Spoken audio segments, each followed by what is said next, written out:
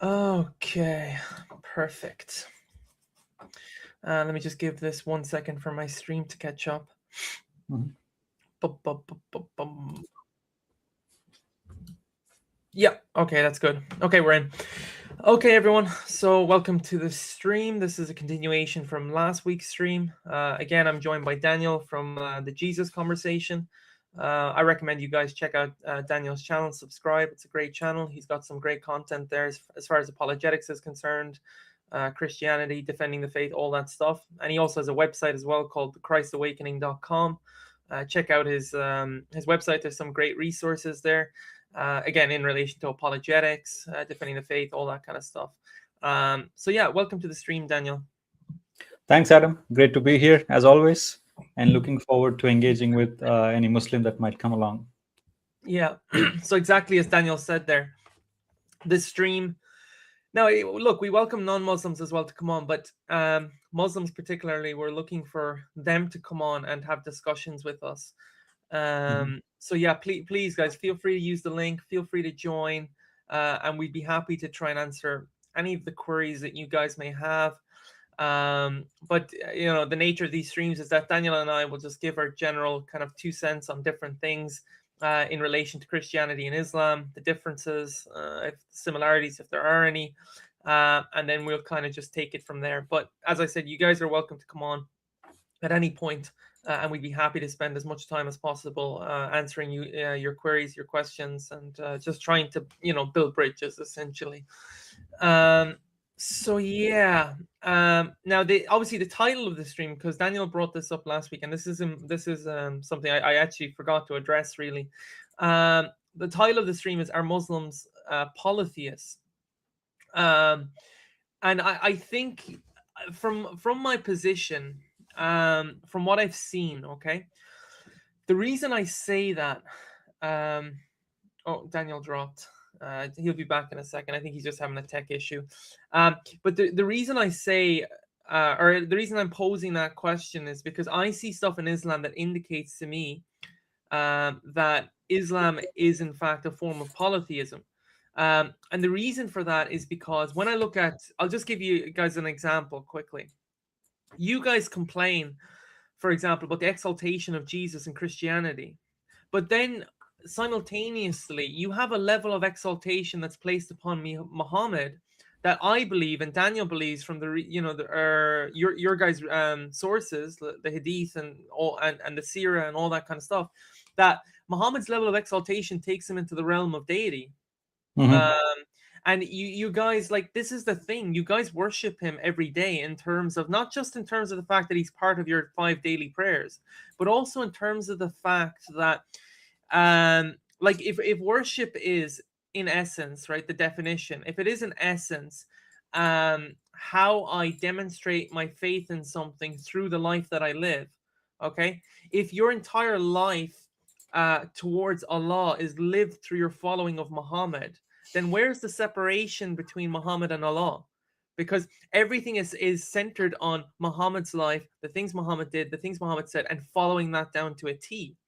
That's the level of reverence that's given to him as this kind of this idea that he's the perfect ultimate example in every sense.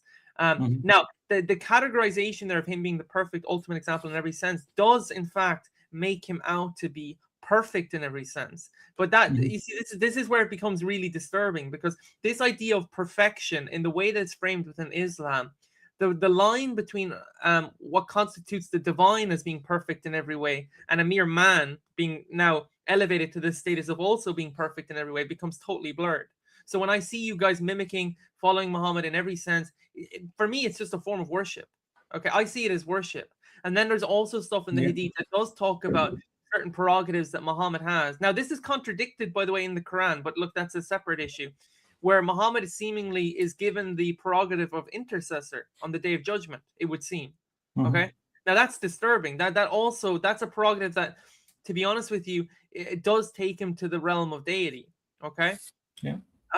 So there's stuff like that, and then there's also the fact that Muhammad is elevated above every other prophet in terms of his example, in terms of who he is, his relationship with Allah, all that kind of stuff. And it's strange because there's another I have the sources on me here, but there's a it's either in the Quran or it's in the Hadith where it says something like there's no separation between the prophets; they're all equal.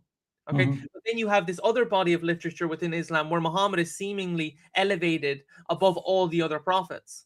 So either they're that's even a contradiction within itself. How can you on the one hand say they're all equal, and then on the other hand say Muhammad is the authority above all of them?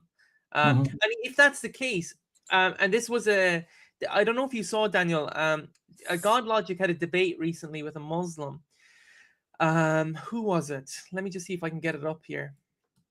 It was a really good debate because he asked them the one question that I would love to ask Muslims as well. Where is it? Yes, this one against Jake the Muslim. Did you see that one, Daniel? Not yet. I recommend you watch it when you get the chance because he posed a lot of the questions that you and I, Daniel, have been posing to Muslims, for the last couple of months, let's just say. But like one of the questions that he asks is, if Muhammad is the most favored one in Allah's eyes, why is it that Allah sends Jesus back on the most important day from an eschatological standpoint and not Muhammad? Yes. Like again, and I think, Daniel, you and I pretty much know the answer to that. I think, and you can correct me if I'm wrong, maybe it's not your position, Daniel, but I think, okay, Muhammad had an issue with the fact that Christ, from the Christian paradigm, is the eschatological judge to come, and he had no way of working around that. So he had to have it as part of his theology. Now he changes it a little bit within the Islamic paradigm, but it's not like it's not something that you can simply interchange and say, okay, the Christians have this view that Jesus will come back. What I'll do is I'll take Jesus out and I'll put myself in. If he had done that, I think there would have been enough of a reaction from the groups he was trying to win at his time that they probably would have all turned from him. Like, dude, no, Jesus is the one who comes back, not you. Yes. And I think he couldn't work around that, so he had to keep this theology. Now he changes it slightly, but I think that that's what's going on there. But the problem is it creates a contradiction by maintaining it. And this is the thing, I pointed this out a couple of weeks ago as well. By Muhammad keeping certain things that he knows he can't get rid of because they're so theologically important in terms of their implications, it ultimately undercuts a lot of his efforts to put forward his idea of God and his idea of our relationship with God. Because, okay, so with the eschatological judge situation, okay, the Christian paradigm is Christ is the Son of Man. He's the divine judge that comes back on the day of judgment to judge mankind on behalf of the Father, okay? Now, Muhammad obviously changes that slightly, but he does maintain the fact that Jesus does come back and act in some sense as sort of a judge, just not to the same elevated status that he has from the Christian paradigm. Then you have, for example, the virgin birth, okay? And Bart Ehrman pointed this out, and this is a good point, okay? In the ancient world, virgin birth was a symbol.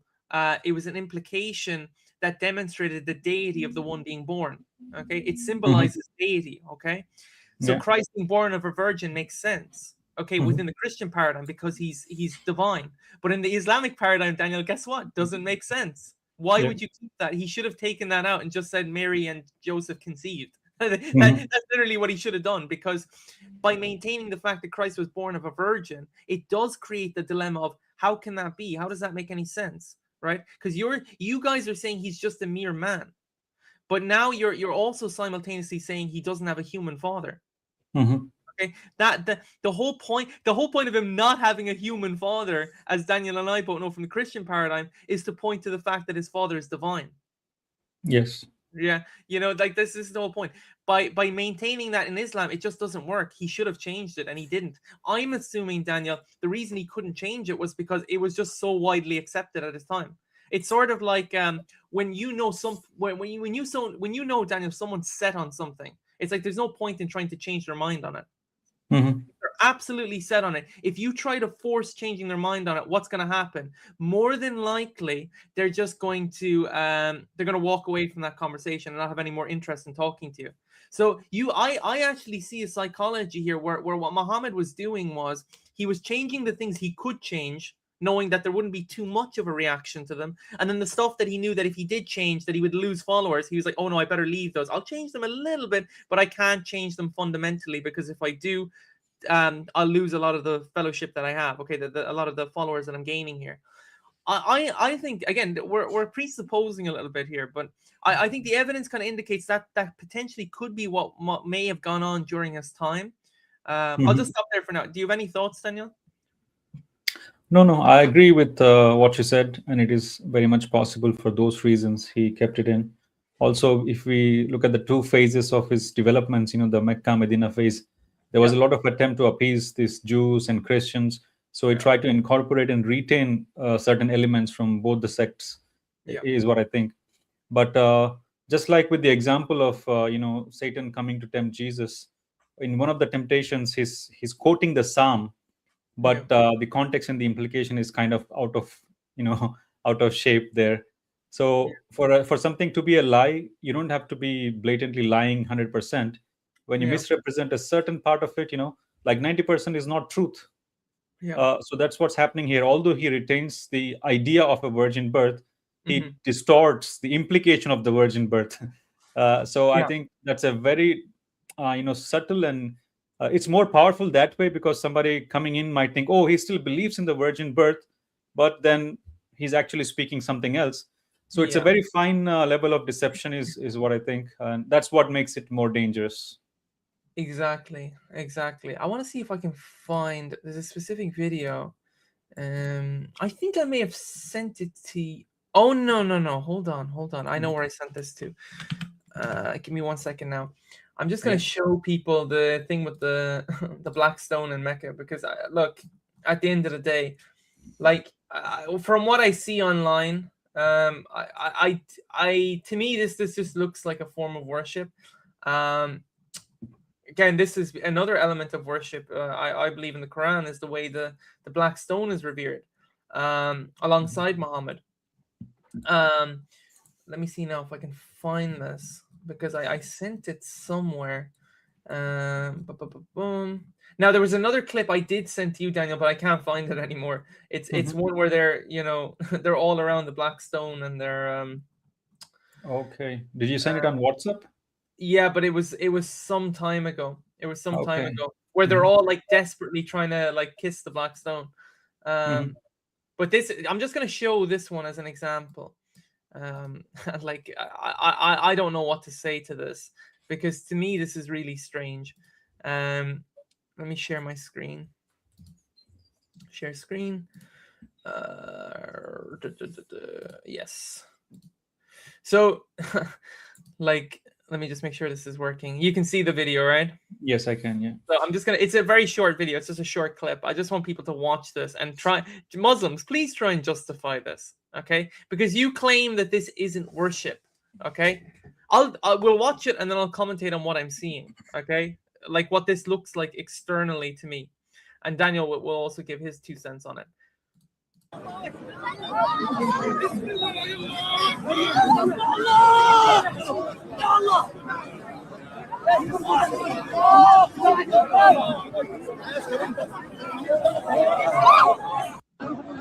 Okay, I mean, It looks like it's the gate of paradise, and they all just want to go in. yeah, like psychologically, what I'm seeing there is, I'll just be honest with you, Daniel. They all look like they're absolutely possessed by this desire to get near the black stone and kiss it.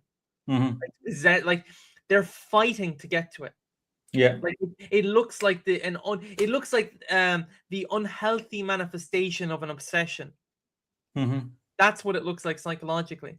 Now, the problem with that is you guys claim that no, it's just something, I think sometimes Muslims do actually argue, if I'm not mistaken. I could be wrong here, but don't they argue like, no, we don't kiss it, we just kind of touch it, something like that. And it's like, what are you talking about? Like, this is full on, like they are trying to desperately fighting each other, by the way, Diana, to try and get to this thing, to smooch it, That's right. essentially. Yeah. Like that's really strange. That's very, very strange. Now that demonstrates to me how they view it. Okay, the fact Hmm. that they're being taken over by this obsession. Okay, Hmm. and like it's manifesting itself in this very unhealthy way. I don't see the difference between that and reverence and worship. This looks like a form of worship to me, but it's being concentrated or focused towards an object Yeah. other than God. So when you guys ask me about like my view of Islam, I think the black stone is an idol. I think Muhammad is clearly identified as an idol in a number of places, and then you have Mhm. Allah, and then I could even make the argument that there's sort of a quadrinity if I take the Quran into account, because the Quran is also in certain places, from your paradigm, seemingly equal with God. If I take into account the fact that it's supposed to be Kalam Allah, there's a verse in the Quran that says it was eternally inscribed upon on a stone in Jannah with Allah, and then the fact that this same eternal word of Allah, which is inscribed on this eternal stone in Jannah, also then on the Mhm. day of judgment becomes incarnate. Mhm. Like what is going on there? Anyway, I'll stop there for now. You can go ahead, Daniel.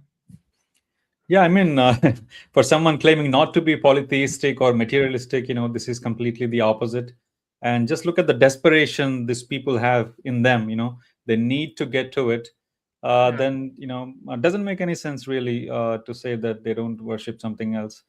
It clearly, to me, plays the role of a mediator, or at least, someone, a means to get to Allah, or getting the stone to mediate for them in behalf of them, before Allah. Again, as you pointed out, there is a hadith as well. The hadith talks about on the day of judgment this stone will appear as a pale man. Is that right? Is it the stone or the Quran? oh no, it's the Quran. Quran, okay. uh, I mean, why do you need to kiss the stone to get forgiveness? If Yeah, Allah is all merciful and Allah can forgive, and you all talk about direct relationship with Allah, why do you need to come to such a state that you have to travel? Like people living far off, they have to travel here. It's like one of the pillars of Islam. Then I mean, yeah, I'm speechless. I would say maybe if some Muslim is watching, they can come online. Also, I'm reminded of the incident when Muhammad, I believe, he did it first. His disciples didn't want to do it. Then they quote saying, unless I had seen Muhammad do it, I would yeah, not have done it. So they had enough sense to not kiss a stone and believe that it can do something for them. But yeah, then, because Muhammad was leading the charge, they just followed along. yeah. And that's not the only example of that with Muhammad.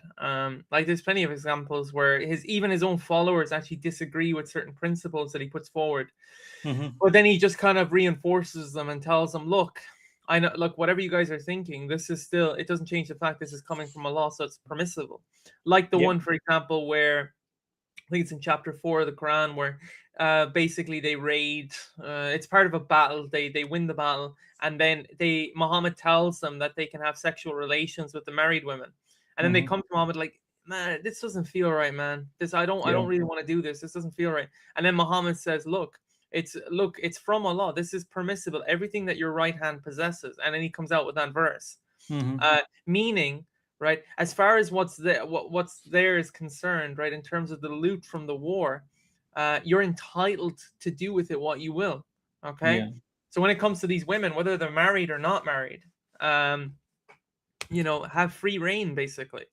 And this was something that he practiced. It was something he told his followers to practice, even in spite of the fact that his followers came up and told him, look, man, this doesn't feel right. Hmm.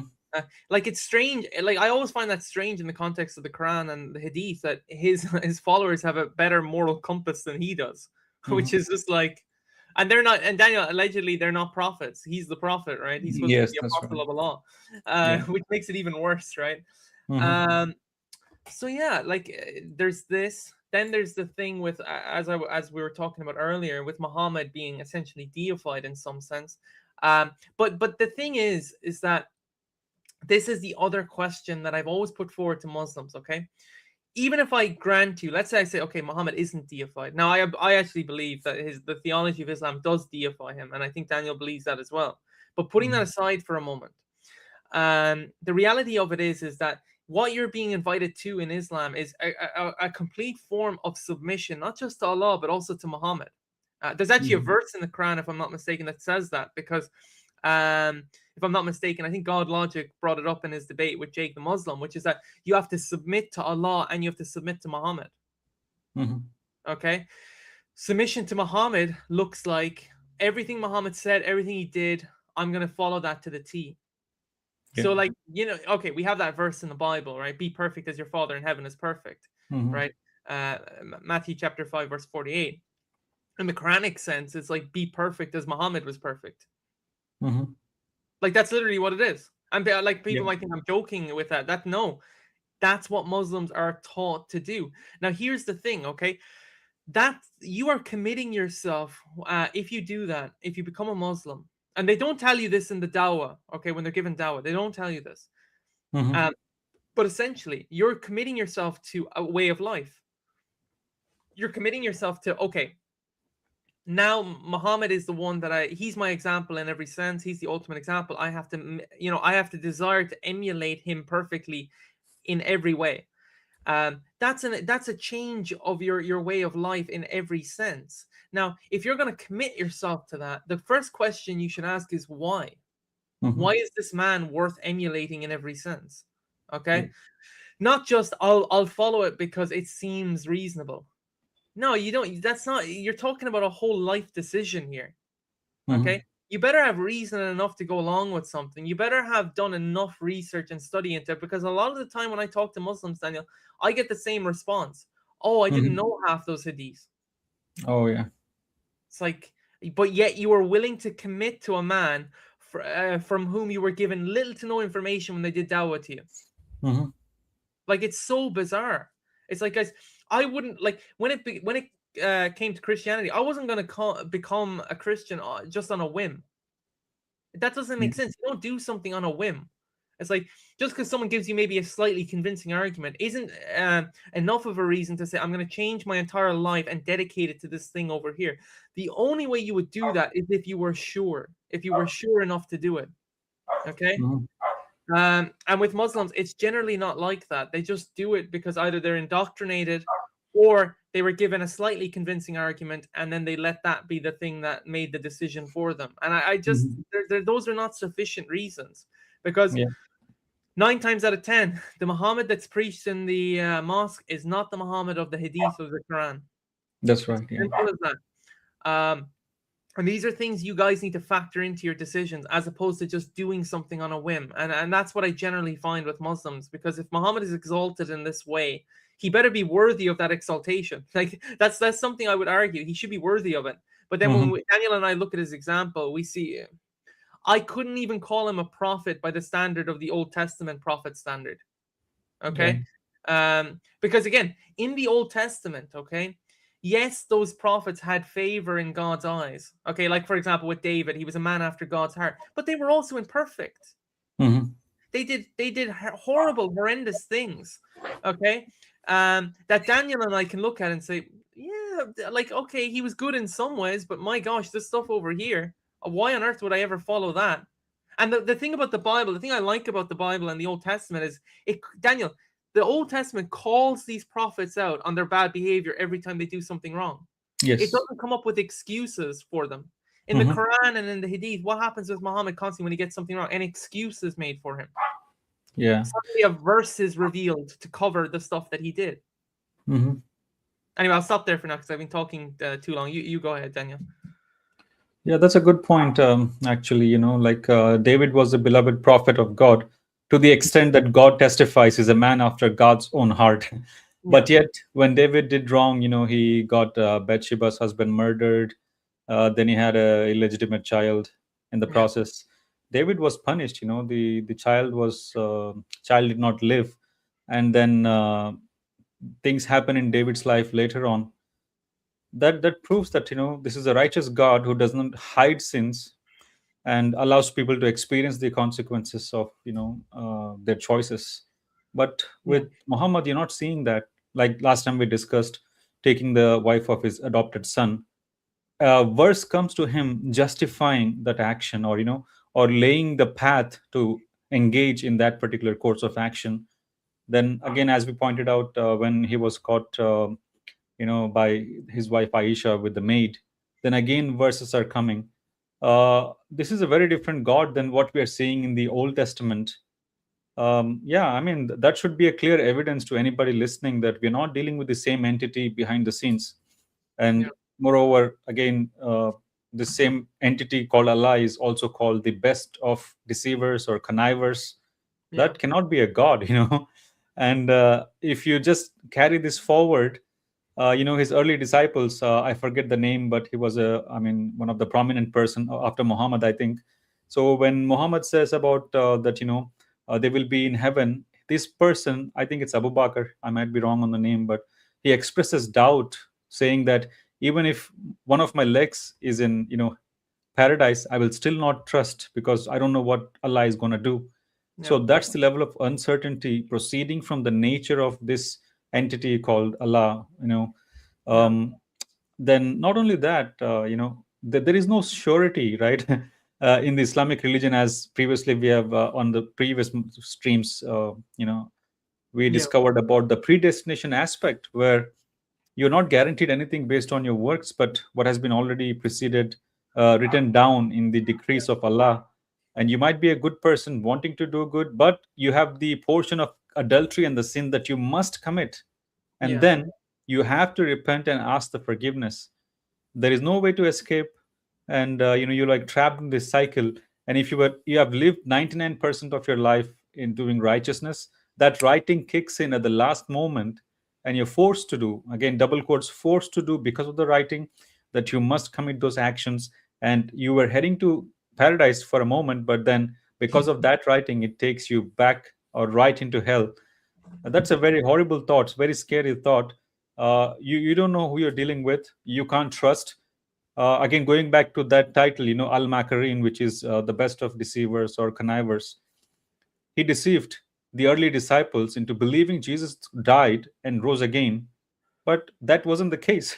you Yeah. know they lived their lives, they were crucified, Peter was crucified upside down, James was beheaded, they Yeah. gave their lives, they died for what? For a deception? Yeah. If this is Allah, then you should be very scared trying to worship or believe Allah, because God can't lie. God cannot deceive. God is righteousness. God is truth. Yeah. Yeah, exactly. And like as you said, Danny, the lack of certainty in Islam, when it comes to the behavior of their God and what's going to happen, in the life hereafter.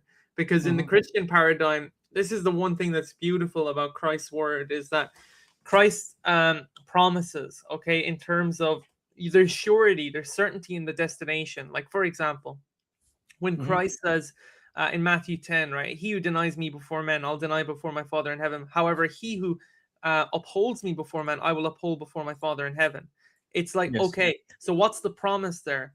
The promise is that, look, I am the Son of the Father. If you're faithful to me on the day of judgment, when I judge, I'll be faithful to you in return before my Father. And that's a promise. That's not Jesus saying, Right. I might, change my decision. No, Jesus is like, if you're faithful to me, I'll be faithful to you on return on the day of judgment. How does faithfulness from Christ's perspective towards us look on the day of judgment? It's Hmm. you're going to be here in the kingdom with me. That's what he means.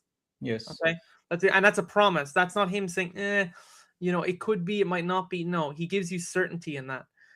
In Yeah. Islam, it's completely the opposite. It's sort of like you don't know what's going to happen. You're just kind of holding out that if you do all these works, so it is works based, Yes. that Allah might on the day of judgment, based on this scale, um, Hmm. decide whether you enter into paradise or not. Yeah. And you're kind of hoping on that. You're hoping that the scale tips favorably in your direction, even though in the Quranic sense you have this weird thing with the scale where certain sins can be multiplied over others on the day of judgment, just as an act of Allah. It's like, okay, so what's going on there? It's Hmm. like, that doesn't demonstrate fairness to me. I mean, but anyway, that's besides the point. Yeah. Can you put um on the screen John 10:25 to 30? yeah. I'm trying to get a link, but apparently, for some reason, it doesn't work. John 25. 10:25 to 30. Okay, hold on now. Share this tab instead. So, I encourage and challenge any Muslim to come on the stage now, as we look at these verses, and show us an unambiguous verse that guarantees salvation in Islam without challenge from any other verses. Look at this now. Jesus answered, I can pick it up from probably 27. My Okay. sheep hear my voice, and I know them and they follow me. Now, right there, the Old Testament, Psalm 23 is very clear. The Lord is my shepherd. So, shepherd, the sheeps belong to the shepherd. And right here, if Jesus is claiming that the people are his sheep, I would definitely tie this to the name of the Lord. The Lord is my shepherd. So, there is an aspect of his divine revelation that is giving here. But nevertheless, look at this. Uh, they follow me. Aren't they supposed to follow God? Yeah. Not only are they his sheep, but they follow him. And I give them eternal life. Mm-hmm. I mean, who can give eternal life except God? Yeah. And they will never perish. Right there, you have the guarantee or the assurance that Jesus is giving, that if you follow him, you Yeah. have eternal life and you will never perish. It's two sides of the coin. You get something, eternal life, and then you have the security that you will never perish. And not only that, no one will snatch them out of my hand. Mm-hmm. I think he should have been saying God's hand there, but again, my hand. My Father, who has given them to me, is greater Mm-hmm. than all, and no one is able to snatch them out of the Father's hand. Now, Yeah. here's the bottom line: I and the Father are one. Mm-hmm. How can a man's hand be equal to God's hand? Because the Old Testament says, God's arms are everlasting, and they were upholding Israel as they were going through the wilderness. But right here, you have the revelation of the divinity of Christ, and then the assurance and the guarantee of salvation for any person who will follow Jesus Christ. Now, can you show me anything of a same standard in Islam that guarantees salvation by grace? That's for you guys to try and come on and to show us, because these verses are very clear. Like as Daniel said, like, who do you follow? You follow God, obviously. Now the Muslim could argue and say, well, we follow the prophet in the sense that the prophet leads us to God. However, that's not what this verse is talking about, Mhm. because it opens up. I just want to make this distinction, because Muslims like to try and filibuster their way out of something. They don't like to be honest, it would seem, when it comes to stuff. So how does this start, right? So if we go up here, I just want to show them a key verse. Verse 11, okay? This is the setup here as to what Daniel was talking about. So verse 11 says that I am the good shepherd. Okay, I am the good shepherd. The good shepherd lays down his life for the sheep. Now, the Muslim could try and argue Right. and say the good shepherd is God, but hold on. Jesus then says lays down his life for the sheep, so it's clearly about Jesus. This is the context, okay? Mhm. Now, according to the Old Testament, who's the good shepherd? Now, The Lord. according to Psalm 23, it's the Lord. Yeah. The Lord is the shepherd, okay? The term there in the Old Testament is Yahweh Raha. So Mhm. Yahweh is the good shepherd, okay? But Jesus frames himself as the good shepherd here within the context of these verses, okay? And since he's Yahweh Raha, he has the ability, he has the prerogative to eternally secure and take care of his sheep as the shepherd who presides over them, okay? Right. That's the context here, okay? That's the sort of Mhm. authority that Jesus carries as the good shepherd. So it's not just merely following Jesus in the sense that he carries the words of God and therefore they're following that as opposed to following the man.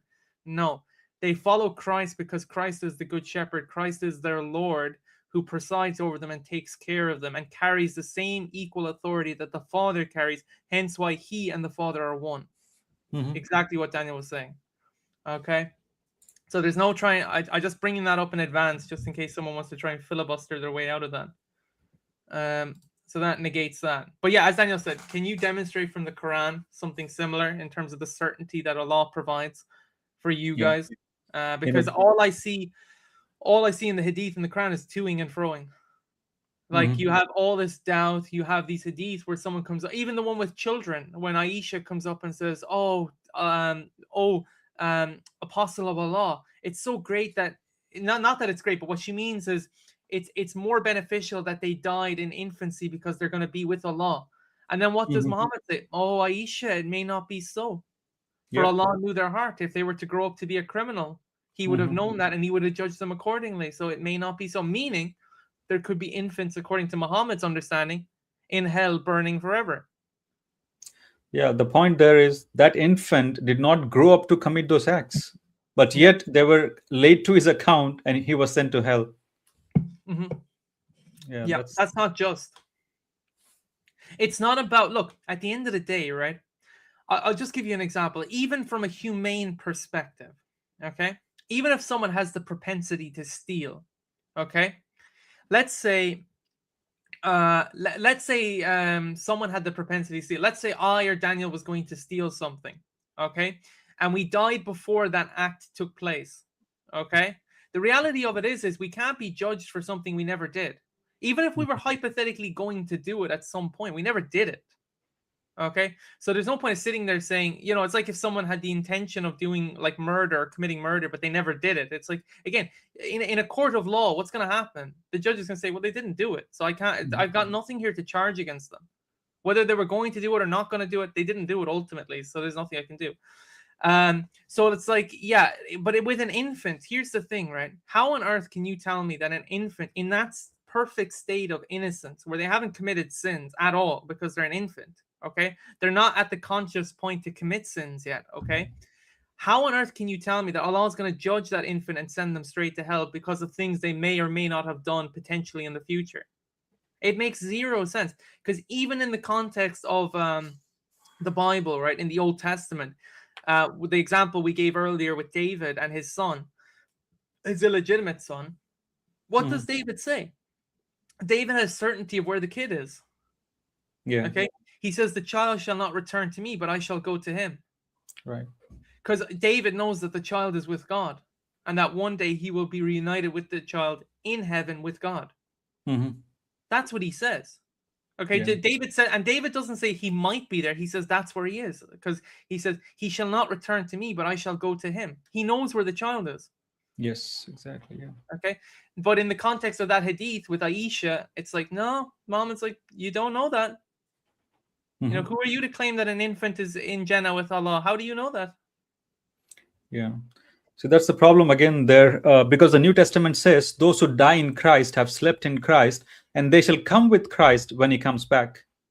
You don't have that in Islam, It says every Muslim will be taken to hell, and only a few God-fearing come out of that. Yeah. And the Muslim can argue and say something like, well, it's not that we experience hell, we just pass through it to see the torment that we avoided. But why do you need to be traumatized before you go to Jannah?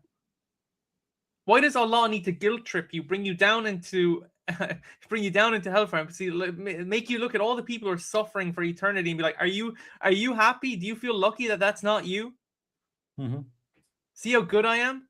That, ironically, within that, Daniel, that particular verse, hadith, whatever, there's actually an element of boastfulness on Allah's part. He's actually boasting, I think, in some sense. He's like, look at what I've done for you.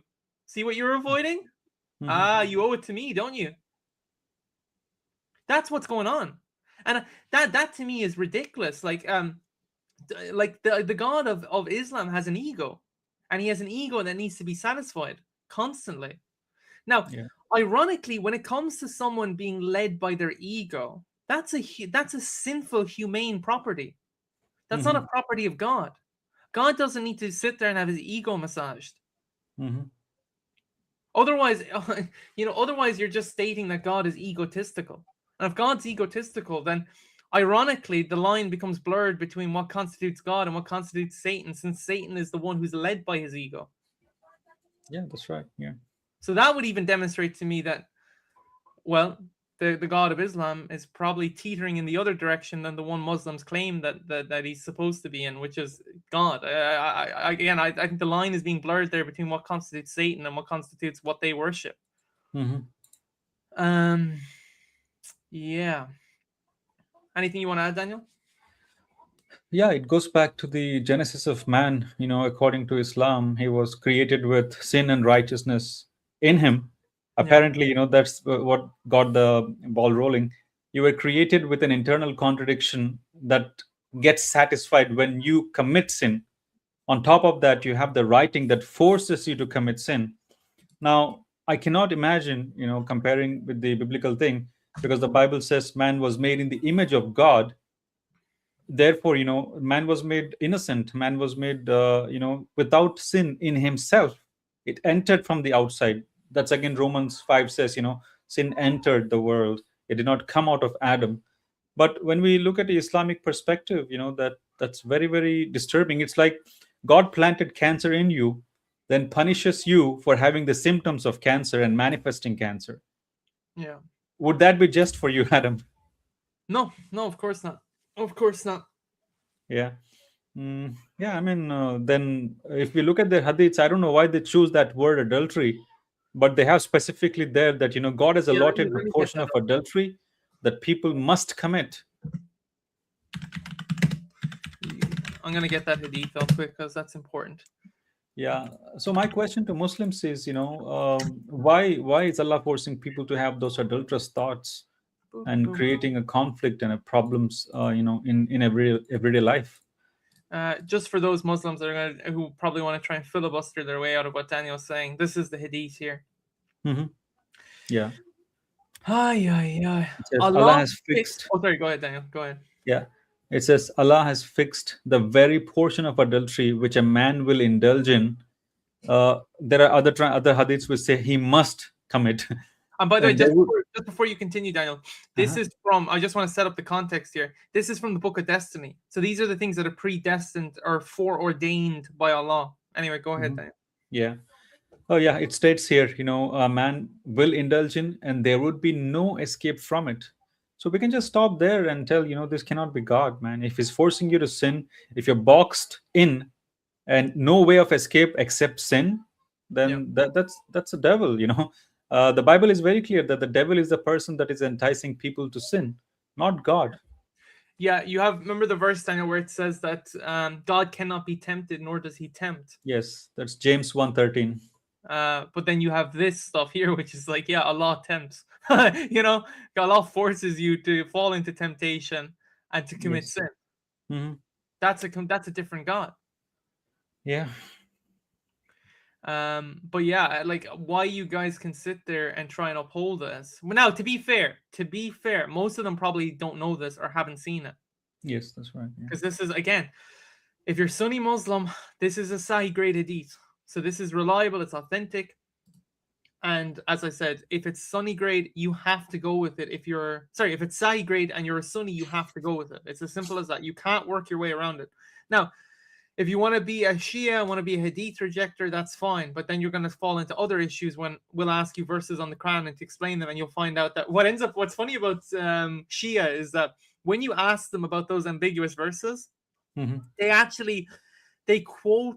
quote a Hadith that explains it. But then it's like, but guys, you reject the Hadith. Yeah. So why are you quoting a Hadith that explains a verse when you've just claimed that you're a Hadith rejector? Like the Shia is just it's just all they do, Daniel, and it's quite sad. They just Hmm. use the Hadith when it's convenient for them, That's right. Yeah. and then when it's not convenient, it's a bad theology essentially. At least with the Sunni, those who know they're Sunni, by the way, Hmm. and accept what it means to be Sunni. Because I've encountered Sunnis, Daniel, that when you show them Hadith, all of a sudden they turn into Shia. There's those kind of Muslims as well. I had a discussion with a guy in where was it? I think it was in Costa. Yeah, it was upstairs in Costa. It was a Muslim, Hmm. and he wanted to have a discussion on Islam and Christianity. It was funny because when I walked over, I saw his computer, and his computer he had prepared notes on like Islam versus Christianity. Oh, okay. And in my mind, I was like, he was quite young. So I was like, yeah, I know you might think you're prepared for what I'm going to show you. Trust me, you're not prepared for what I'm about to show you. Hmm. Uh, I gave him, I think, 2 hadiths, Daniel, and then he immediately turned into a Shia.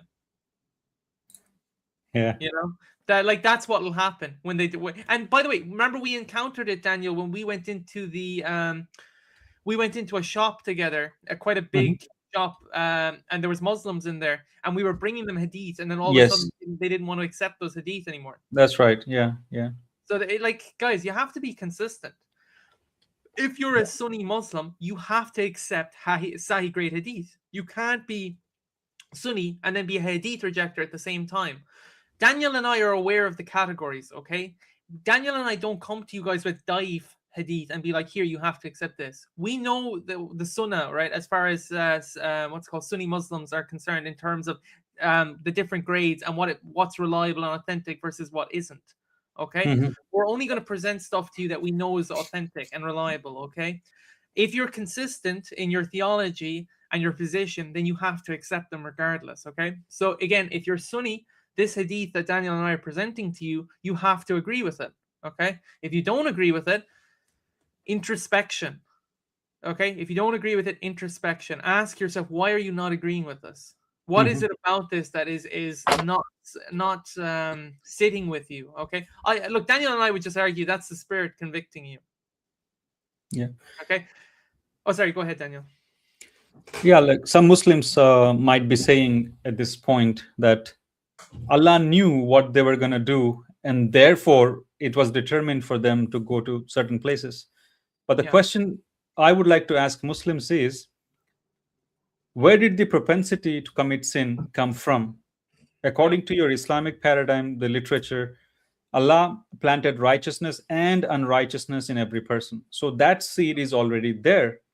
Now, having done that, do you still retain an element of free will, that you can resist? Now, simple example could be, if you have leprosy, or let's say cancer or whatever, some kind of a chronic problem, you will Yeah. do your best, but you cannot stop that from manifesting. Or in other words, if I give you another example, a woman that is pregnant, Mm-hmm. how long can she hide that she's pregnant? Yeah. It will be evident after 6 months or whatever. You can see that bulging stomach, and that she is pregnant, apart Yeah. from the other signs as well. So my whole point is this: the game was rigged from the beginning. You Yeah. had sin within you, and it had to had an outlet, and Allah did this. Once it Yeah. did that, your free will is not powerful enough. It is not possible for you to resist that sin. Yeah. So the blame squarely goes back to Allah, that Allah not only rigged the game against people by implanting unrighteousness in them, but Yeah. then He forces them to commit those things. And some people, most of the people, not some people. Again, according to Islam, most of the people end up in hell, and majority of those are women. Yeah. Yeah. Exactly. Exactly. Like there's a huge chasm here between this theology and what we have in Christianity, because in this theology, as Daniel pointed out, you're being blamed for something that Allah willed on your behalf. In other words, what Daniel and I are saying here is Allah made you do it, and now He's blaming you for doing it. It's sort of like, for example, in an example where there's very severe or strong coercion going on. So an example of that would be, I put a gun to the back of someone's head and I say, you do this or I'm pulling the trigger. To what level can that person be held accountable for what they did? In relation to the influence I was placing upon them by putting the gun to the back of their head. Okay. There's the accountability is on me because I'm basically forcing their hand. There's no actual decision there. Okay. And this also is factored into our, just for those who don't know, this actually operates as well within a court of law. It's called coercion. It's like, okay, was the person coerced into doing something? Okay. Another example is a case where this happens all the time in courts, where, like, imagine, Daniel, if your whole family was held hostage by a criminal, okay? And they show you footage of all your family there. They have guns to the back of their head saying, Daniel, unless you do this thing. Now they're forcing you to commit sin, but they're saying, unless you do this thing, Daniel, we're going to pull the trigger on all of them. Yeah. The coercion there would be a decisive factor in how the court would rule that, because the court would actually say, okay, Daniel wasn't operating of his own free accord. Okay? He was being influenced in such a way that he didn't actually have a decision. Okay? Because he was being forced into a corner. Okay? So instead, what they'll do is they'll go after the person who made Daniel do the thing that Daniel did. That's how the court works in these situations when it comes to coercion of that level. In Islam, what's the difference between that and the coercion that takes place in Islam as a consequence of Allah willing people to sin in the way that they're sinning, and then judging them for the things that they were forced to commit because He coerced them into doing it in the first place? That's very disturbing. Like if you bring that to a judge and say this is what happens in Islam, the judge will just say, that's one of the strongest forms of coercion I've ever seen. The crime is actually on the person forcing the person to commit the thing in the first place. That's what a judge will tell you. Yeah. That's how it works in a court of law. But in Islam, it's like, no, Allah doesn't take responsibility for the things Allah forces other people to do. He blames it on the people who did it, even though they were willed into doing it in the first place by His irresistible will. Really disturbing. Really, really disturbing. And it would be one thing if Allah was trustworthy and you could rely upon him willing stuff, because it's sort of like there is elements of Christianity where God wills certain things, but God in the context of the biblical paradigm Mhm. always wills things for the ultimate good. Okay, Yeah. it's sort of like I remember at the end of Genesis, I think it's either chapter 49 or 50, um, with with Joseph and his brothers, right? God says something that's very powerful. He says, "You meant it for evil, but I meant it for good." Mhm. Okay, so they had done something to hurt their brother, but God chooses in His mercy for His faithful servant, okay, to uphold the faithfulness of His servant in the face of this evil, wicked thing that's done against him, and ultimately blesses him amidst that, and then ultimately there's a good that prevails in the end. Okay, Right. because God is ultimately presiding over His faithful servant that entire time in the face of all this wickedness he's met with. Mhm. And that's a God you can trust in, who you know is willing things for the ultimate good in the end. Now, in the context of the Islamic God, Daniel, can you trust what he's willing things for? Absolutely not. Just on that point, let me share the screen. Uh, how do I? Can I? Oh, perfect. Let me give you this.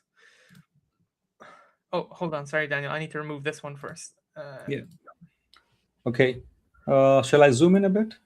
Yeah, zoom in a little bit. It's just it's a little bit blurry. Okay. Yeah, that's How about? better. All right.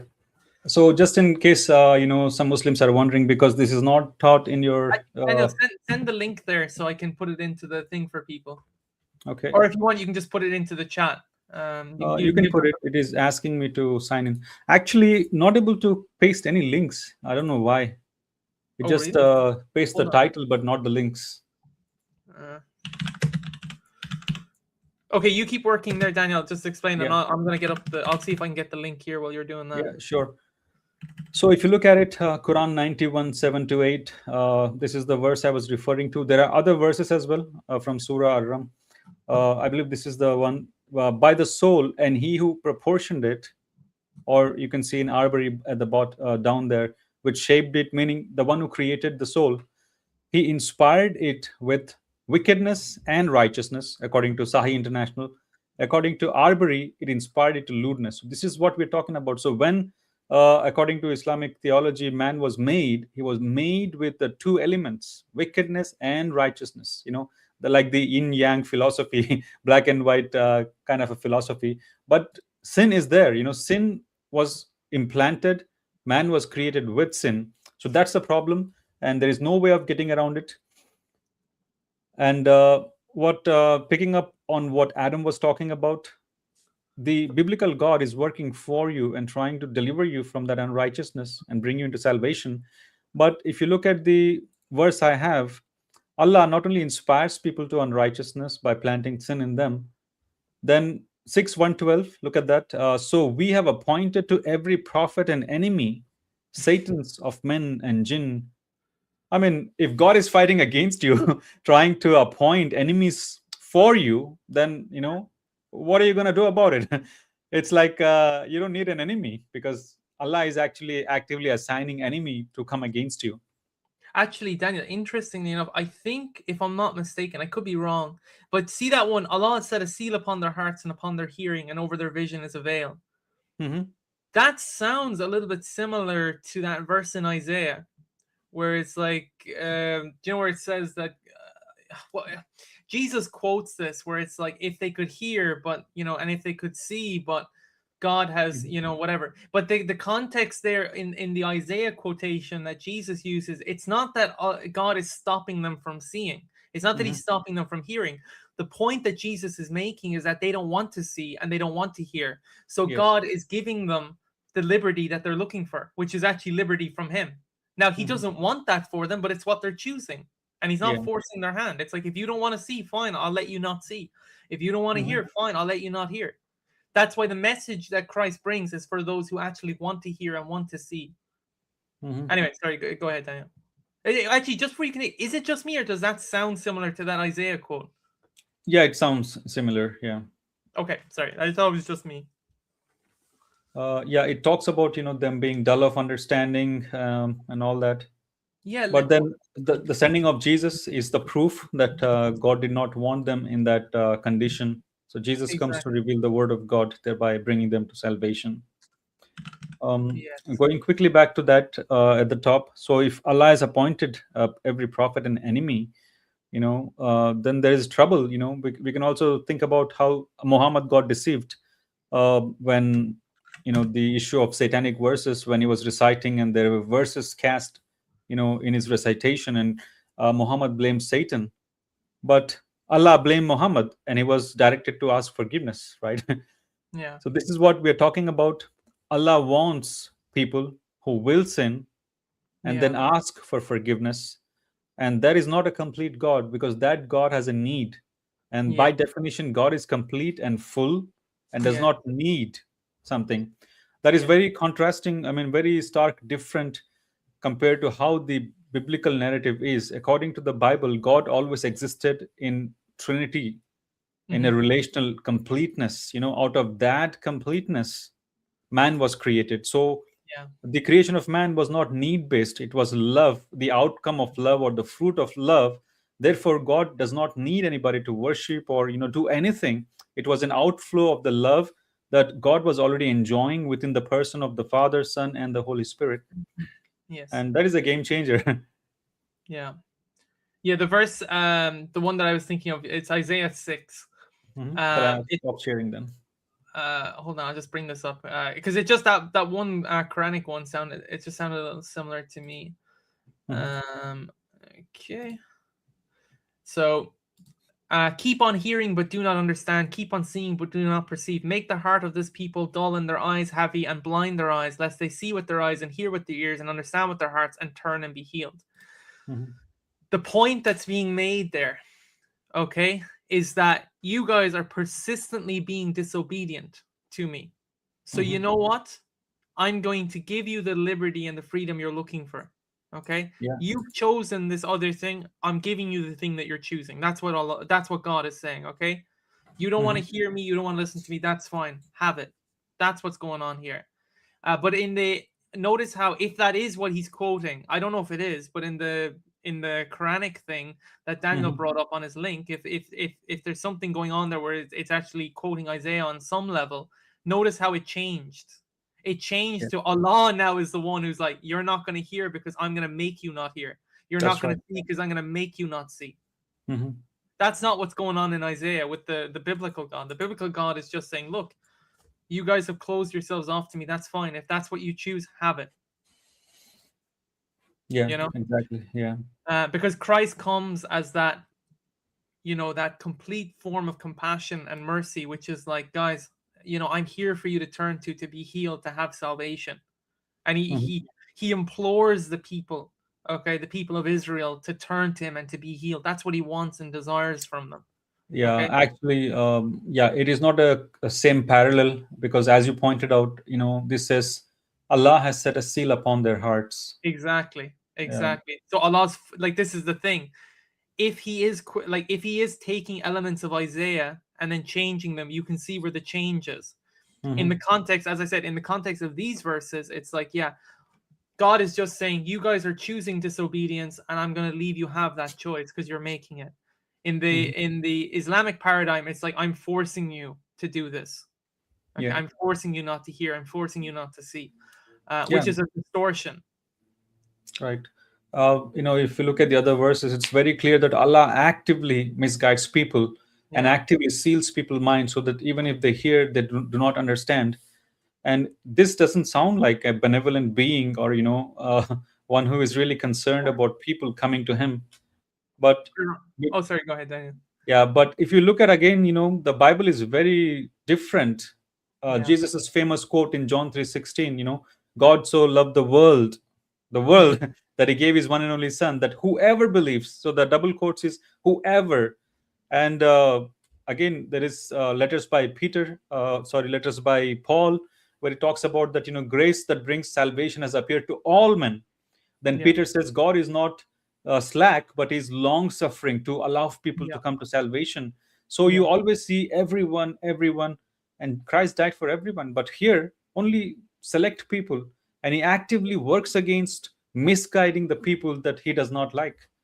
That Yeah. can't be a God who has partiality. And again, talking about partiality, there are multiple verses in the Bible, both old and new, where it says God is not a respecter of persons. He's not partial. You know, Jesus says he sends his rain and sun on the just and the unjust. Yeah. Yeah, you can take it over. Yeah, yeah, exactly. And then you also have the Old Testament verse of, I take compassion upon whom I take compassion and whom I don't. It's like there's no bias in it. Hmm. Similar to the quotation from Matthew 5:45, right? He makes the sun rise on the just and the unjust. Okay. And then that example of God's consistency and his faithfulness to all his children, whether they be obedient or disobedient, without any form of partiality, is the example we're supposed to follow. We're not supposed to show partiality, okay? Because God doesn't.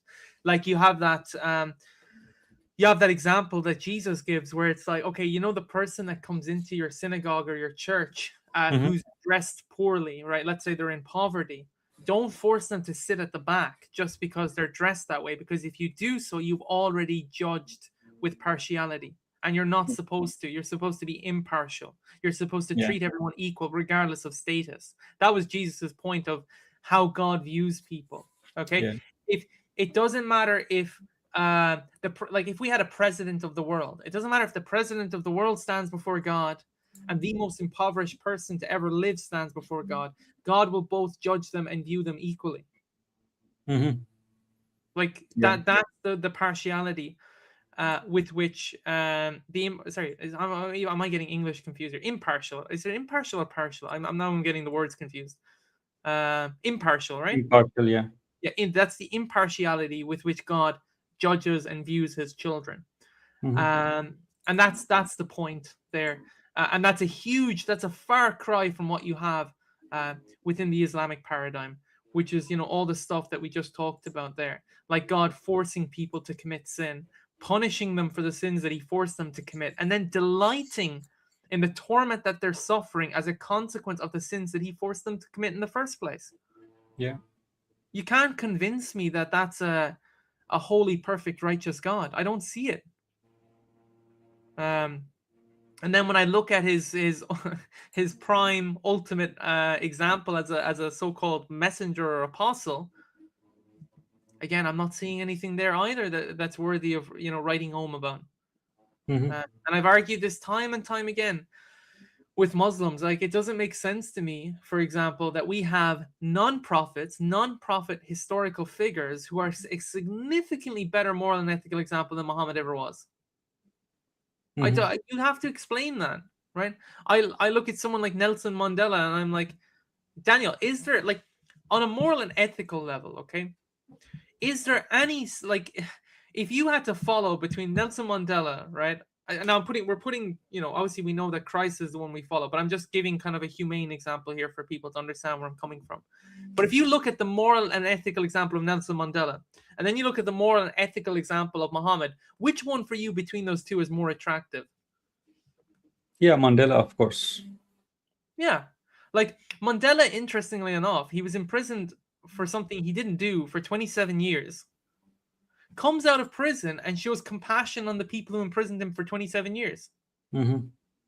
I mean, like, here's the thing. Had Muhammad been put in prison for 27 years and then he came out and he had all this power and governance, we know what Yeah. Muhammad would have done. Yes, exactly. He Yeah. would have slaughtered every single person that imprisoned him in the first place. Hmm. That's what would happen. And we know this because we have the Hadith and we have the Sirah that talks about how he dealt with his enemies. Like, for example, he couldn't even handle people writing satirical poems about him. Yeah. And then that's the example of, and remember, it's funny because in the Quran, I think it's in the Quran, isn't Muhammad described as a mercy to mankind? Yeah. How Mercy. on earth is he a mercy to mankind when he can't even deal with or cope with someone writing or saying something satirical or negative about him? Yeah, I have no idea. Like, he was led by bloodthirsty vengeance. And that's why, like, even one of the early church, when I say early, this is actually kind of slightly later, one of the church fathers, slightly after the time of Muhammad, called Muhammad out on the fact that he was a bloodthirsty warlord and said, prophet, the so-called prophet, or the prophets of the Old and New Testament that are described as a prophet, don't come in the name of vengeance. Don't come in the Mhm. name of seeking revenge. They come in the Yes. name of God. Okay? And he said for that reason, there's no way that this warlord can be a prophet of God, given his example. Hmm. He came in, he comes, he goes to places, this is what he was saying, ruthlessly, deals with people mercilessly, yet he's supposed to be coming in the name of the almighty, all-merciful God. And then he was like, he couldn't be of God if that's the case. And that's a good point. It's like, yeah, if you go to the example before Muhammad, the example of Jesus, who is this Hmm. ultimate embodiment of mercy and compassion, okay, and then you go from that to Muhammad, who's this vengeful warlord. It's like, where's the connection there? I don't see it. Is there anything you want to add, Daniel? Yeah, I mean, could Jesus not have called down fire, or could Jesus not have called the angels? Well, He was. you have that verse in Matthew where he says, if I wanted to, I could call for a legion of angels to come, That's right. and my Father would grant them immediately. Okay, Yes. so the point there being, yeah, if he wanted to, he could seek vengeance, and completely annihilate every single person that was treating him unfairly and imprisoning him in the way that they did, but he doesn't. Hmm. Yeah. So, Muslims, you need to ask why. You know, why will, if both are representing the same God, same prophet, or same deity God, why would one prophet be so extremely meek, humble, and non-violent, and the other one is completely opposite? You cannot go back and appeal to the Old Testament because it's a progressive revelation of the nature of God. The entire engagement of God with man has been progressive. So there was violence in the Old Testament, but by the time it comes to Jesus, things change. Look at Jonah as well. Jonah was sent to the Nineveh. uh, Jonah wanted those people destroyed, but he says, God, I know you're merciful, and if they repent, you're going to forgive the entire nation. So you see the development of that. John the Baptist was non-violent, and Jesus said he's the greatest prophet of all. Jesus was non-violent. So once you have an established precedent that has already preceded you, then you cannot go back all the way like to the prehistoric times or barbarian times and Yeah, say, oh, he was emulating Moses. No, first of all, you have no connection to Moses. He's not from the lineage of the Israelites.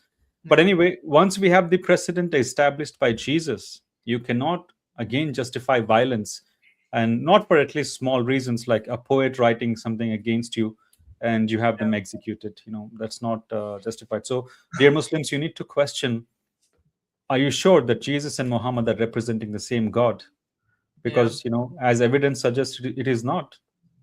yeah. And then you have that verse, the one that Muslims try to use as if it's hearkening back to a prophecy about Muhammad. I think is it Deuteronomy 18:15, if I'm not mistaken. I could be wrong here. Or is it Leviticus? The one that says that I'll raise up a prophet among you like Moses. Yes, I think Deuteronomy 18, I believe so. I think it's 18:15, but I could be wrong. It's around there. But Hmm. essentially, it's like Muslims use that to try and suggest that that's about Muhammad. Now, the brethren in that context, from the Hebraic word, is actually referring to the Israelites, which Muhammad Yes. was not. So it automatically negates Muhammad. But even if Yeah. you were to grant that, it's like you look at the example of Moses, and it actually qualifies what that prophet is. He comes in the name of Yahweh, which Muhammad didn't. Okay, that's Yeah. that's immediately shot. Uh, Hmm. on top of that, this same God knew God face to face, spoke with God face to face. Hmm. Did Muhammad speak with God face to face? I don't think so. Um, unless you take that so-called night trip into account, but even then, it's like there's still a veil, Yeah. if I'm not mistaken. Um, so you have that, okay, and then you have the fact that, like, what does Moses bring?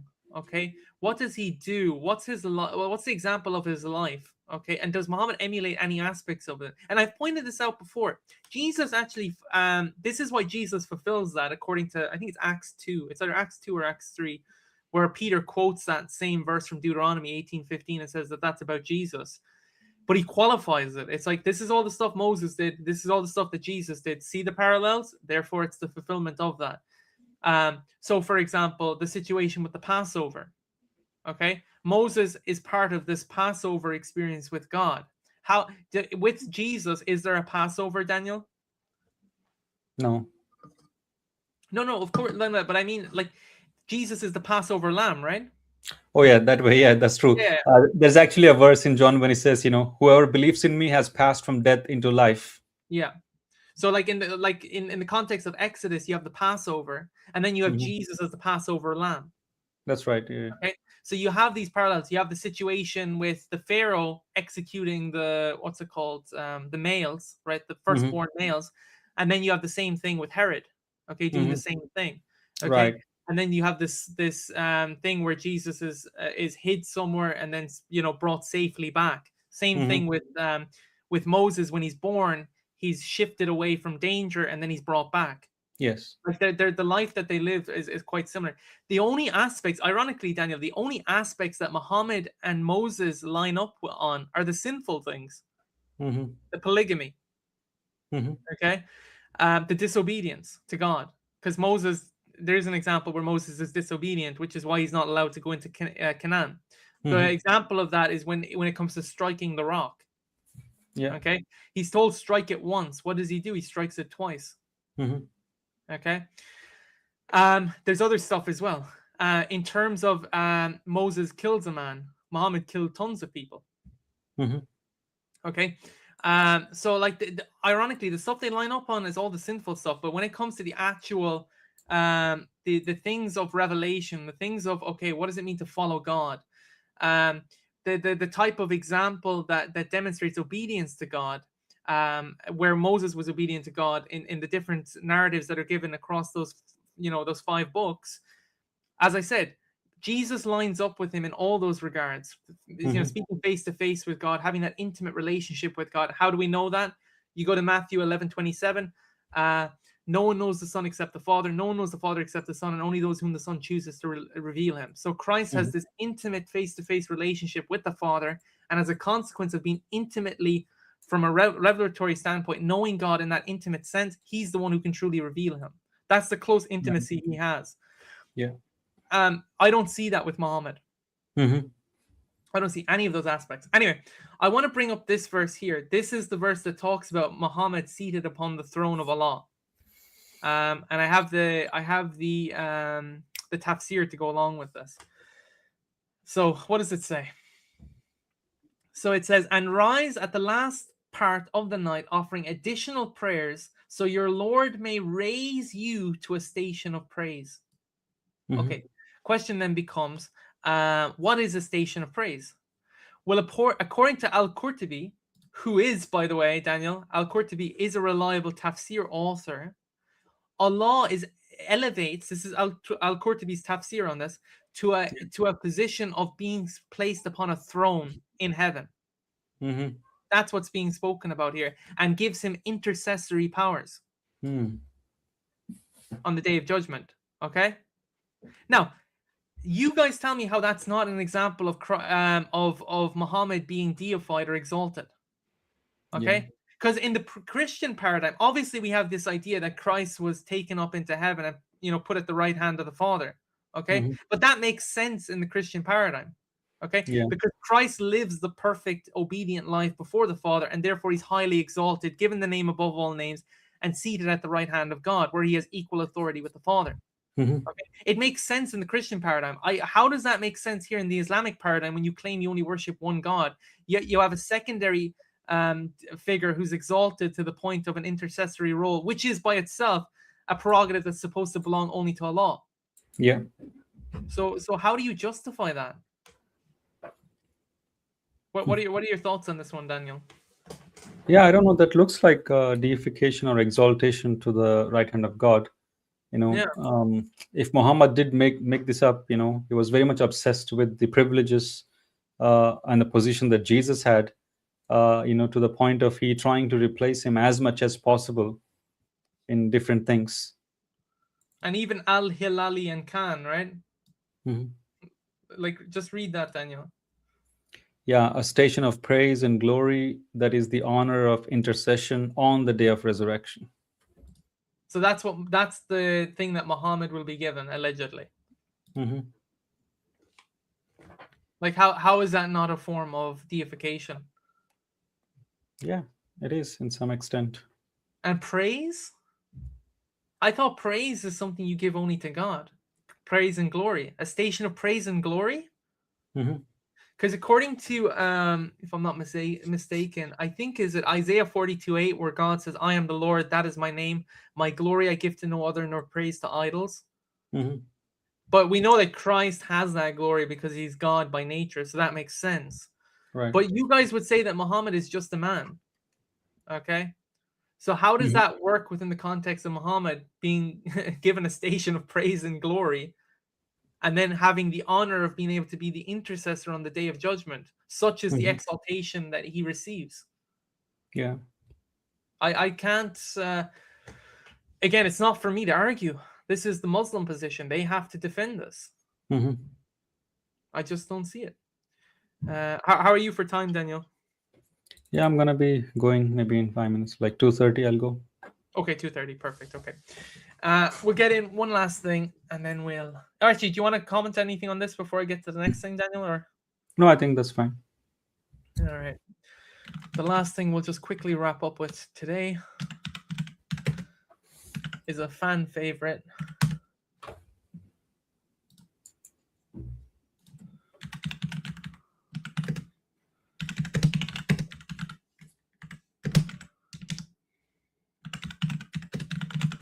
Let me just get this verse now. I think it's this one. Yeah, I think it's this one. There's also another verse which says the Quran is prophesied in the Bible, which is hilarious. But Mm-hmm. anyway,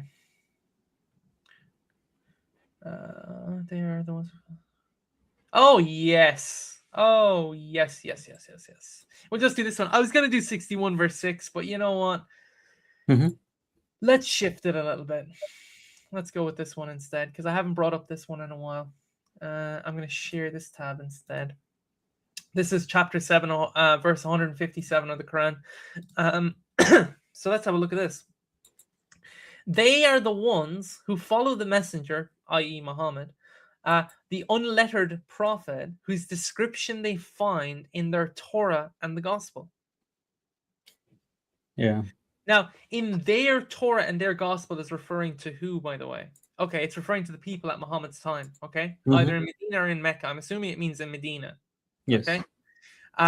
If that's the case, okay, now, ironically, when you scroll down, you'll see that they give a couple of examples. We'll get to that in a second. Mm-hmm. That automatically invalidates a lot of the Islamic position on the corruption of the Bible, because this is claiming that they have a Torah and they have a Gospel at Muhammad's time that do contain these descriptions or prophecies about Muhammad. Now, we have complete copies from before this time, so we can actually validate if this statement is true or not. Yes. But they go on, as you can see here, these verses here, to give a couple of examples. Mm-hmm. Oh, I did get it right. 18:15. Okay. Those who follow the messenger, the prophet who can neither read nor write, whom they find written with them in the Torah, and then he gives an example, Deuteronomy 18:15, and the Injil Gospel, John chapter 14, verse 16, Daniel. Like, Oh. guys, the John one especially frustrates me. Like, whatever you want to say about the Deuteronomy one, now the Mm-hmm. Deuteronomy one still doesn't work. But like the Deuteronomy one at the time of Muhammad would have been easier to kind of filibuster your way around and kind of make some sort of an argument for. There is no way on earth you can make an argument as a Muslim from John 14:16 that Mm-hmm. Muhammad is the paraclete. Yeah. That's the most, oh my gosh, I'm trying to think of a polite word here. Like, that's the most banal argument you could ever present to a Christian who knows what the farewell discourse is about from John Mm-hmm. chapter 14 to 17. Okay, those chapters, when it talks about the one that comes after Jesus, identifies that one as the Spirit of truth. Yeah. Okay. And then there's other stuff we could argue. And by the way, the Spirit of truth is sent by Jesus, allegedly. So Muhammad was Mm-hmm. sent by Jesus. That makes Jesus God. Yeah, because you guys would argue that Muhammad was what's it called? He was sent by Allah, right? That he's Allah's messenger. But according Mhm. to Jesus, the one that comes after him, he is the one who sends him. Yep. So Muhammad came because Jesus sent him. I don't think any Muslim is going to be willing to concede that. Mhm. The fact, though, that Al Hilal and Khan are literally willing to write that is just, guys. We have our own tafsirs on the Bible. Please read them, because the New Testament is written in Koine Greek. Okay, we have Greek experts that have commentated on this, and they all unanimously say the same thing. The one that's identified, the divine figure that's identified in John chapters 14 to 17, they all identify as the Holy Spirit. The author is very clear that this is the Holy Spirit that Jesus will send. The fulfillment of that is Pentecost. Mhm. Okay, so like, how on earth, right, can you guys sit there and try and make this about Muhammad? Yeah, I mean, you have to be quite blind to what it's saying. Other than that, what I noticed in this particular commentary by Ali Hilal, he's Uh-huh. calling the Gospel of John as Injil, but apparently Muslims say we don't have the Injil. Yeah, yeah. That's another thing Muslims have to argue now. Like, you guys are gonna have to find an argument for that. And by the way, if any of you are listening, please come on and argue like this position, because I'm trying to understand how on earth you can sit there and tell us that that's about Muhammad. Mhm. Okay, because Al Hilali and Khan are adamant that this is Muhammad. This is a prophecy about Muhammad. Same with the Deuteronomy 18:15 thing. The problem with the Deuteronomy 18:15 thing is the figure in that particular prophecy is an Israelite, not an Ishmaelite. So you're Mhm. stuck anyway. And then obviously he doesn't even meet the criteria of what constitutes the kind of prophet that's being referred to there. Yeah. Okay. And then John 14:16 is very clear. It's the spirit of truth. There is nobody in the early church that interpreted that as a man, an Arabian man that would come like 500-600 years later. Mhm. And this is what buries, by the way, the argument from what's it called, the Quran, chapter 61 verse 6, where Jesus allegedly, this pseudo Jesus from the Quran, says that he'll send a messenger after him bringing glad tidings named Muhammad or Ahmed. It's Mhm. like, okay, but where's the proof of that? Yeah. Now, if you say it's John 14:16, you're stuck. Okay, because that whole farewell discourse identifies him as the spirit of truth. And on top of that, the spirit of truth, okay, if we get to the definition here, I'm going to bring it up just so Muslims can see. Boom. Like, okay. Ah, gosh. All Yeah. right. I'm I gonna just have to drop out, Adam. You can Okay. continue. Okay. Sorry, Daniel. Yeah. I'll see you next week. Okay. Sure, definitely. God bless. Okay. God bless. Um. So let me just quickly read these verses here, and we'll wrap up with this. Unless anybody wants to join the stream, you're free to join the stream. The link is there. But I'll just quickly read these. These things I have spoken to you while I'm still with you. But the Helper, the Holy Spirit, okay, he identifies the Paraclete as the Holy Spirit, whom the Father will send in my name. So in other words, Muhammad came in the name of Jesus. He will teach you all things and bring to your remembrance all that I've said. So he brings to remembrance all the things that Jesus said. Now, how on earth, okay, how on earth is Muhammad, how does he meet that criteria? And it goes on, by the way. I want to show you guys something else as well. Ba-ba-ba-bum. Da-da-da-da. So, you know, so like here, up here, right? This is 14, 15, okay? And 17. Like, let's look at 17, right? Even the Spirit of Truth, okay? The Paraclete, who's identified, as we saw in that later verse, as the Holy Spirit, whom the world cannot receive because it neither sees him nor knows him. You know him, for he dwells with you and will be with you. Now, in that context, he's speaking directly to his disciples. So the Spirit of Truth, he says, will dwell with them and be in them. Did Muhammad dwell with the disciples of Jesus, and was he in them? Again, you have to come up with an answer for that.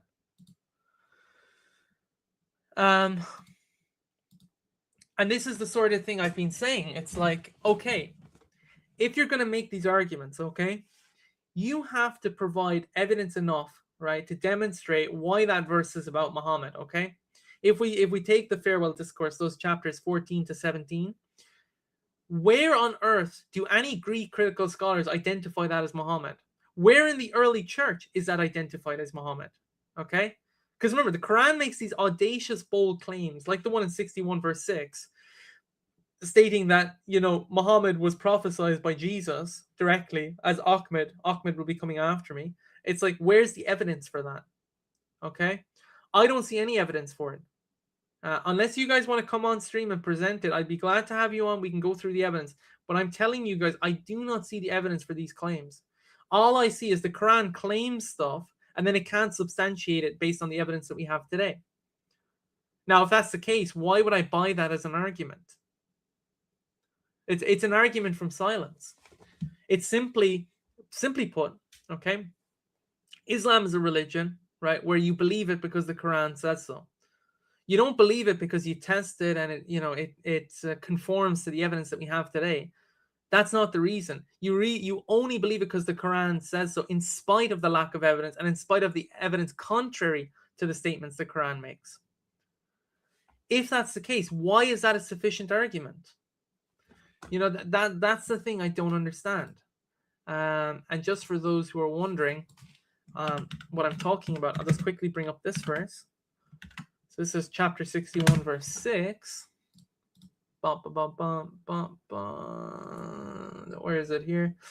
Oh yeah, let me just share this just to show you guys what I'm talking about. Share screen. 61 verse, I think it's this one. Yeah. Okay. Now, what's being said here? And remember when Jesus, son of Mary, said, "O children of Israel, I am truly Allah's messenger to you, there's other problems here, confirming the Torah which came before me." Confirming what? What's he confirming? The Torah that came before him? The ones that the Jews and the Christians in Medina have at his time? How is he confirming it when it contradicts what he has? But anyway, that's a separate issue. Because we can go to chapter 280, verse 89 in a minute, where it talks about the Torah and the Injil that they have in their midst, that the Quran bears witness that they're true, which it doesn't work, because the Torah and the Injil at the time of Muhammad, before the time of Muhammad, and the one that we have today, which is the same, all of it 180 degrees contradicts the Quran and its message in its entirety. Okay, there's no similarity between any of these religions, Judaism, Christianity, and Islam. Okay, Islam, it's its own thing. It's a complete own thing that has no relationship to these other things. Okay, it's its own standalone thing. And remember when Jesus, son of Mary, O children of Israel, I am truly Allah's messenger, confirming the Torah which came before, and giving good news of a messenger after me whose name will be Ahmed. So the Quran says that Jesus told his followers that Ahmed will be coming after him. Give me proof before the time of Muhammad of a document where Jesus said Ahmed will be coming after me. Because remember, the Quran is giving us here a precise historical claim that Muhammad said this thing. Okay? Or sorry, that Jesus said this thing about Muhammad. Okay? It's saying historically this happened. If this happened historically, there should be evidence for it. Then the question becomes, where is the evidence for this particular claim? Okay? There should be a document. Because remember, think of it from a psychological paradigm. You're a disciple of Jesus. Jesus tells you there's going to be another messenger after me who will bring, as he says here, glad tidings, okay? And his name will be Ahmed. Is that not a huge monumental claim to make? And if I was a disciple of Jesus, would I not think, oh my gosh, Jesus is going to be sending another messenger after him who's going to be even greater than him? And you're telling me that not one person recorded that? There's no evidence for it? And you want us to buy that argument?